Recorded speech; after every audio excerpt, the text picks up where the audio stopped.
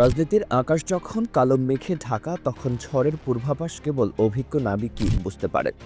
বাংলাদেশের রাজনীতির ইতিহাসে এমন কিছু চরিত্র আছে যারা হাঁটতে হাঁটতে জয় ফেরেন, মৃত্যু কূপ থেকে উঠে এসে রাজ সিংহাসনে বসেন। আজ আপনাদের সামনে এমন এক অদম্য ফিনিক্স পাখির গল্প তুলে ধরা হচ্ছে, যার জীবনের চিত্রনাট্য হার মানাবে হলিউডের বাঘা বাঘা থ্রিলার সিনেমাকেও। নামটি লুৎফুজ্জামান বাবর। খুব ভালো করে মস্তিষ্কে গেঁথে নিন এই নামটি, কারণ সমসাময়িক রাজনীতির দাবার বোর্ডে এই নাম এখন কেবল একটি পরিচয় নয়, বরং এক আতঙ্কের প্রতিশব্দ। পৃথিবীর ইতিহাসে তিনি হয়তো একমাত্র সেই বিরল ভাগ্যবান ব্যক্তি যিনি ফাঁসির সেলের হিমশীতল অন্ধকুটির থেকে ছিটকে সরাসরি সংসদ ভবনের এমপি গদিতে এসে বসেছেন। একসময় যে গলার মাপ নিচ্ছিল ফাঁসের দড়ি, ভাগ্যের নির্মম কিন্তু জাদুকরী খেলায় আজ সেই কণ্ঠই সংসদে আইন প্রণয়ন করবে। দীর্ঘ 17টি বছর, একটি বা দুটি দিন নয়, 17টি বছর পর বাঘের মতো গর্জন দিয়ে ফিরে আসা এই নেতার গল্প শুনলে গায়ের লোম খাড়া হয়ে যাবে। যাকে নিশ্চিহ্ন করে দেওয়ার জন্য রাষ্ট্রযন্ত্রের সকল আয়োজন সম্পন্ন ছিল, আজ তিনি লাখো মানুষের ভালোবাসার ব্যালটে সিক্ত হয়ে রাজকীয় হালে সংসদে প্রবেশ করছেন। লুৎফুজ্জামান বাবরের এই অবিশ্বাস্য, অকল্পনীয় এবং শ্বাসরুদ্ধকর ফিরে আসা বা কামব্যাক নিয়েই আমাদের আজকের এই বিশেষ সংবাদ প্রতিবেদন। রাজনীতির মাঠ যে কতটা পিচ্ছিল এবং এখানে যে মুহূর্তের মধ্যে ভোজবাজির মতো পাশার দান উল্টে দেওয়া যায়, তা লুৎফুজ্জামান বাবরকে না দেখলে বিশ্বাস করা কঠিন ছিল। 2024 সালের নির্বাচনের ফলাফল যখন ঘোষণা করা হলো, তখন সারা দেশের মানুষ তো বটেই, খোদ বিরোধীদের চোখ কপালে ওঠার জোগাড়। কারাগারের অন্ধকার প্রকোষ্ঠে এতগুলো বছর কাটিয়েও নেত্রকোনা 4 আসন থেকে তিনি যে ব্যবধানে জয়ী হয়েছেন, তা বাংলাদেশের নির্বাচনী ইতিহাসে এক অবিশ্বাস্য রেকর্ড হয়ে থাকবে। ভোটের চূড়ান্ত ফলাফলে দেখা গেছে তিনি তার নিকটতম প্রতিদ্বন্দ্বীকে 1,02,142 ভোটের এক বিশাল ও পাহাড়সম ব্যবধানে পরাজিত করে রাজনীতির মাঠ থেকে একেবারে সাইড করে দিয়েছেন। এই সংখ্যাটি কেবল একটি নির্বাচনী পরিসংখ্যান নয়, বরং এটি তার বিরোধীদের গালে এক শক্ত ও শব্দহীন চপেটাঘাত। কারণ দীর্ঘ 17 বছর ধরে তাকে মাটির সাথে মিশিয়ে দেওয়ার জন্য, তার নাম নিশানা মুছে ফেলার জন্য যত গভীর ষড়যন্ত্র হয়েছে, জনগণ ব্যালটের মাধ্যমে তার এক দাঁত ভাঙা জবাব দিয়েছে। নেত্রকোনার সাধারণ মানুষের কাছে তিনি কেবল একজন রাজনৈতিক নেতা নন, বরং তিনি তাদের কাছে এক আবেগের নাম, এক বিশ্বাসের মিনার। ভোটের দিন সকাল থেকেই নেত্রকোনার অলিগলি, চায়ের দোকান থেকে শুরু করে ধানের ক্ষেত, সর্বত্র স্লোগানে স্লোগানে প্রকম্পিত হচ্ছিল। সবার মুখে মুখে ছিল একই কথা, বাংলার বাবর, আমরা তোমায় ভুলি নাই। জনগণ প্রমাণ করেছে যে শরীরকে হয়তো লোহার শিকল দিয়ে কারাগারে আটকে রাখা যায়, কিন্তু জনপ্রিয়তা আর ভালোবাসাকে কোনো শিকল দিয়ে বেঁধে রাখা সম্ভব নয়। এবার দৃষ্টি ফেরানো যাক বাবরের সে বহুল আলোচিত এবং একসময়ের ভাইরাল ডায়লগটির দিকে, যা নিয়ে সোশ্যাল মিডিয়ায় একসময় হাসাহাসির বন্যা বয়ে যেত। তিনি তৎকালীন সময়ে ভাঙা ভাঙা ইংরেজিতে সাংবাদিকদের এক প্রশ্নের জবাবে বলেছিলেন, উই আর লুকিং ফর শত্রুজ, অর্থাৎ তিনি শত্রু খুঁজছিলেন। তখন হয়তো অনেকেই এই বাক্যটি নিয়ে ট্রল করেছিলেন, হাস্যরস করেছিলেন, কিন্তু সময়ের চাকা ঘুরে আজ আর কেউ হাসছে না, কারণ বাবর আবার ক্ষমতায় ফিরেছেন, আর তার সেই হাসির পাত্র হওয়া বাক্যটি এখন বিরোধীদের জন্য ভয়ের কারণ হয়ে দাঁড়িয়েছে। রাজনৈতিক বিশ্লেষকরা মনে করছেন, এতদিন বাবর হয়তো হারে মজ্জায় বুঝে গেছেন যে তার আসল শত্রুকে, আর সেই টার্গেটের তীর এখন সোজা আমাদের প্রতিবেশী দেশ ভারতের দিকে। রাজনীতির অন্দরমহলে কান পাতলে শোনা যায়, এই বাবরের নাম শুনলেই ভারতের গোয়েন্দাদের নাকি পেটের ভাত হজম হতে হয় না। তারা বাবরকে রীতিমতো সাক্ষাৎ আজরাইলের মতো ভয় পায়। ভারত সরকার এবং তাদের নীতি নির্ধারকরা মনে করেন, বাবর এমন এক ধুরন্ধর মাস্টারমাইন্ড যিনি তাদের 7 সিস্টার্স বা 7টি রাজ্যকে একাই ধসিয়ে দেওয়ার ক্ষমতা রাখেন। বাবর যখন ক্ষমতায় ছিলেন, তখন তিনি এমন এক দাবার চাল চেলেছিলেন যা দিল্লির নীতি নির্ধারকদের রাতের ঘুম হারাম করে দিয়েছিল। 2004 সালের 1 এপ্রিলের সেই 10 ট্রাক অস্ত্রের ঘটনার কথা কি কারো মনে আছে? AK-47 থেকে শুরু করে রকেট লঞ্চার, কি ছিল না সে চালানে। ভারতের দীর্ঘদিনের দাবি ছিল, বাবর এই বিশাল অস্ত্রের চালান পাঠিয়েছিলেন ভারতের বিচ্ছিন্নতাবাদীদের হাতে।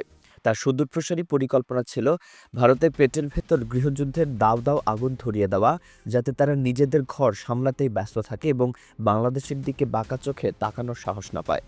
আর ঠিক এই কারণেই ভারত তাকে তাদের জাতীয় শত্রু বা মোস্ট ওয়ান্টেড তালিকার শীর্ষে মনে করে।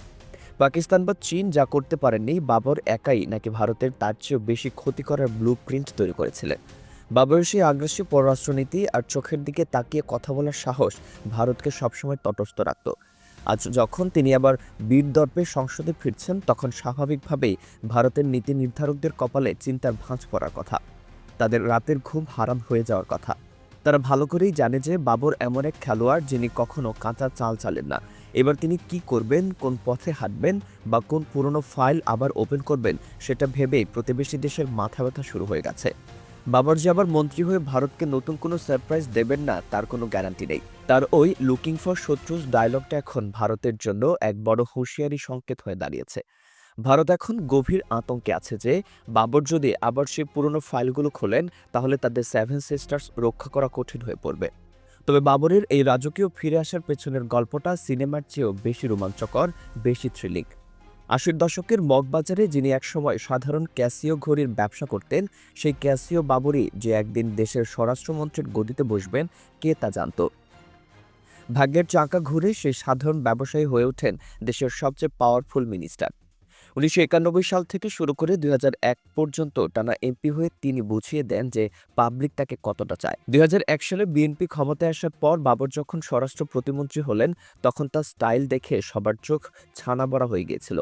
চোখে কালো চশমা, স্পাইক করা চুল আর হাঁটা চলায় এক বেপরোয়া ড্যামকেয়ার ভাব। তাকে দেখলেই মনে হতো সিনেমার কোনো ডন বাস্তবে নেমে এসেছেন। তিনি যেন কাউকেই তোয়াক্কা করতেন না। দেশের আন্ডারওয়ার্ল্ডের ডনদের সাইজ করার জন্য তিনি র্যাবও গঠন করেছিলেন, যা ছিল তার এক মাস্টার স্ট্রোক। তার এই ধমকে প্রশাসনের বড় বড় অফিসাররাও কাঁপত। আর ওই সময়টাতে ভারতের বিএসএফ সীমান্তে কোনো ঝামেলা করার আগে ১০ বার ভাবত, কারণ তারা জানতো ওপাশে বাবর বসে আছেন। তিনি টেবিলে বসে ফাইল সই করার চেয়ে মাঠ গরম করতে বেশি পছন্দ করতেন। তার সেই দাপট আর অ্যাকশন হিরোর ইমেজ আজও তরুণরা ভুলতে পারেনি। কিন্তু হঠাৎ করেই এই সাজানো বাগান লণ্ডভণ্ড হয়ে যায় ষড়যন্ত্রকারীদের চালে। 111-এর সময় যৌথ বাহিনী তাকে গ্রেফতার করে নিয়ে যাওয়ার মুহূর্ত থেকেই তার জীবনে নেমে আসে ঘোর অমানিসা। রিমান্ডে নিয়ে তাকে দিনের পর দিন সাইজ করার, মানসিকভাবে ভেঙে ফেলার সব রকম চেষ্টা করা হয়েছে। কিন্তু বাবর ছিলেন শক্ত হাড়ের মানুষ। শত নির্যাতনের মুখেও তিনি কখনো মাথা নত করেননি। এরপর ২০০৮ সালে আওয়ামী লীগ সরকার ক্ষমতায় আসার পর তাকে একের পর এক মামলায় ফাঁসাতে থাকে। গ্রেনেড হামলা আর ১০ ট্রাক অস্ত্র মামলায় তাকে সোজা ফাঁসির আদেশ দেওয়া হয়। অর্থাৎ তাকে এমনভাবে রাখা হয়েছিল যেন তিনি দেশের সবচেয়ে বড় ভিলেন। সেই ছোট্ট কন্ডেম সেলে দিনের পর দিন মৃত্যুর প্রহর গুনেছেন তিনি। সূর্যের আলো দেখার সুযোগ ছিল না, বাইরের পৃথিবীর সাথে কোনো যোগাযোগ ছিল না। শুধু ছিল মাথার উপর একটা ১০০ পাওয়ারের বাল্ব আর জেলের ৪ দেয়াল। অর্থাৎ তাকে মানসিকভাবে পাগল করে দেওয়ার সব আয়োজন করা হয়েছিল। কিন্তু বাবর জানতেন এই রাত শেষ হবেই। তিনি জেলের ভেতর থেকেই আইনি লড়াই চালিয়ে গেছেন। ১৭টি বছর তিনি একটা দিনের জন্য মচকাননি। পাশাপাশি তার এলাকার মানুষও তাকে ভোলেনি। তারা জানতো তাদের নেতা নির্দোষ এবং একদিন তিনি বাঘের মতোই ফিরে আসবেন। জেল জীবনের এই দীর্ঘ ১৭ বছর বাবরকে একদম বদলে দিয়েছে। একসময় যিনি ক্লিন শেভড আর দামি স্যুটবুট পরে দাপিয়ে বেড়াতেন, আজ তার মুখে সাদা দাড়ি। একসময় যিনি ক্লিন শেভড আর দামি স্যুটবুট পরে দাপিয়ে বেড়াতেন, আজ তার মুখে সাদা দাড়ি আর পরনে সাধারণ সাদা পাঞ্জাবি। ২০২৪ সালের জুলাই মাসে যখন গণঅভ্যুত্থানের পর জেলের তালা খুলে গেল, তখন এক অভাবনীয় দৃশ্য দেখা গেল। দীর্ঘ ১৭ বছর পর তিনি যখন জেল গেটে এসে দাঁড়ালেন, তখন হাজার হাজার জনতা তাকে ফুলের মালা দিয়ে বরণ করে নিল। সেই দৃশ্য দেখে মনে হচ্ছিল কোনো যুদ্ধজয়ী বীর ঘরে ফিরছেন।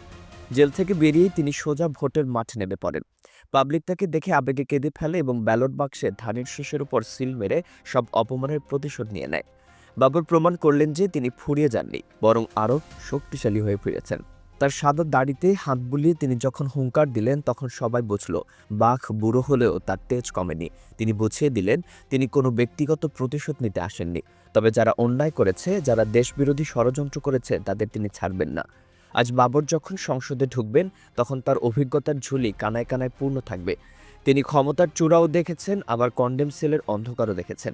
মৃত্যুকে জয় করে ফিরে আসা এই নেতা এখন আগের চেয়ে বেশি ধুরন্ধর এবং কৌশলী। যারা ভেবেছিল বাবর শেষ, তাদের মুখে চুনকালি দিয়ে তিনি এখন এমপির চেয়ারে। রাজনীতিতে যে শেষ বলে কিছুই নেই, বাবর সেটাই চোখে আঙুল দিয়ে দেখিয়ে দিলেন। আজ এমপির গদিতে বসে তিনি হয়তো মুচকি হাসবেন আর মনে মনে বলবেন, খেলা এখনও শেষ হয়নি। তার সাদা দাড়ির আড়ালে লুকিয়ে আছে সে পুরনো মাস্টার মাইন্ড, যা দিয়ে তিনি আবারও রাজনীতির দাবার চাল উল্টে দিতে প্রস্তুত। জনগণ এখন অধীর আগ্রহে তাকিয়ে আছে তাদের প্রিয় নেতার দিকে। তারা দেখতে চায় ফাঁসির দড়ি ছিঁড়ে ফিরে আসা বাবর এবার দেশ ও দশের জন্য কী চমক নিয়ে আসেন। ভারত বা তার বিরোধীরা তাকে যতই ভয় পাক না কেন, বাংলাদেশের মানুষের কাছে তিনি এক অদম্য সাহসের প্রতীক। ইতিহাস তাকে মনে রাখবে এমন এক নেতা হিসেবে যিনি মৃত্যুকে হারিয়ে বিজয়ের পতাকা উড়িয়েছেন। বাবর যখন মাঠে আছেন, তখন খেলা তো হবেই, আর সেই খেলা হবে জমজমাট।